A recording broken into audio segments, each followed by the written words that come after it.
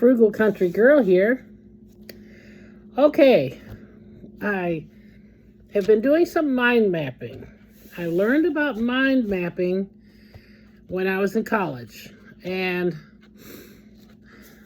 I'll tell you what, for those of you who have never been to college, I was the first one in the family to go to college. And I ended up in a college town, and I kind of always wanted to prove to myself that I could go to college, even though I was a very angry high school dropout. So, no excuses, okay? I didn't graduate till I was 52, I think. Okay. Anyway, so I was doing some mind mapping. I learned that from the Teaching and Learning Center. I was working upstairs in the Thompson Student Development Center, and downstairs in the lower level was the Teaching and Learning Center, and I would go through there to go to the parking lot. Well, now the parking lot is the new dining facility at the university. Okay, anyway, mind mapping is they take a circle and put in the topic, for those of you who do not know. Okay. And then they have little arms that come out, like a little spider thing. And on each arm is a thought about that topic. Well, they say that because that's how your brain is wired. Okay, get this. I had just learned about mind mapping. I was in a very difficult class, and I was taking it at night. And one of the ladies there, older than me, and I think she was Asian descent, and she said, "Oh, Helen, you're the only way I can learn this class is because I would give her copies of my notes." And it's what it is. It's a circle. Like I said, different topics. Okay. Well, I started out, I've always been like an overdue. Anyway, I had maybe 50 different topics on this one circle, or 50 different thoughts on this one circle. Well, here's how I changed mind mapping for me. I make it into a heart shape with a smile. Like don't look at the eyes, just smiling eyes and smile. That's the main focus, see? And because there's just no one focus with me. I can't focus on just one thing. I'm eclectic or scatterbrain, whatever. So here's what I got. 7 is God's perfect number, so in my opinion. So here's what I wrote today. 1 says creativity, art, writing, project, laundry, eat, fun, and kitchen cleanup. So these are my 7 deals for today. Okay, so I got up at midnight as usual. So 1 a.m. writing time.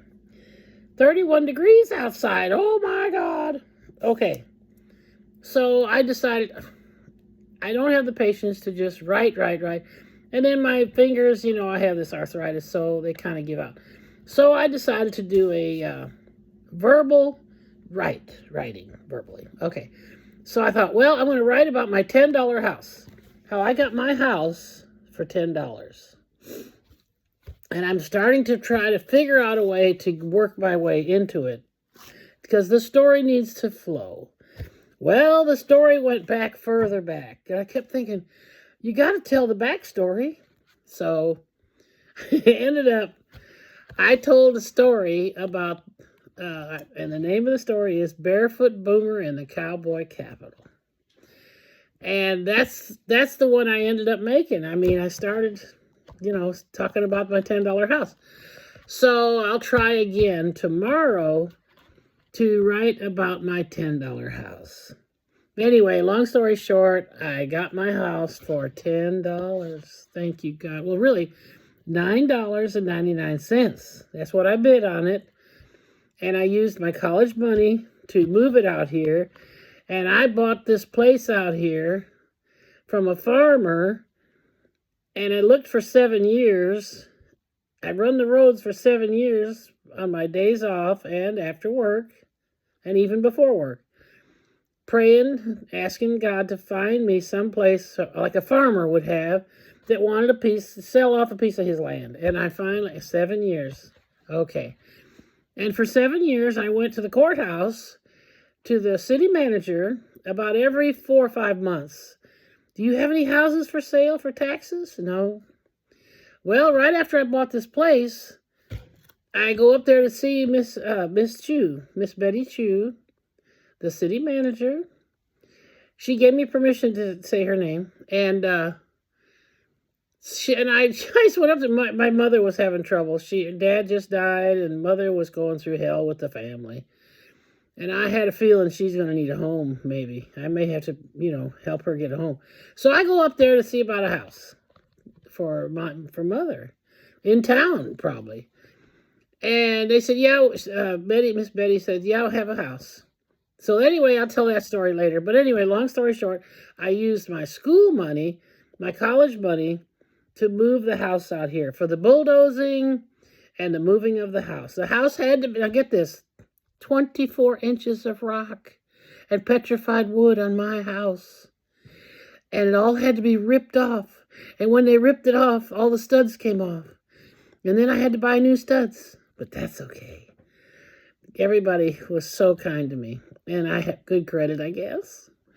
So anyway, that's another story. But for today, I ask you to be kind to each other and just be grateful. And just remember this. If you have a bitter heart, a grudge, or a lying, and doing what you know is wrong in God's eyes, you're not going to get blessed. And that's what I tell myself every day. So whenever these little bad things creep in, which is so easy, I say, Lord's not going to bless me. So anyway, God bless. Frugal Country Girl here. Have a blessed day.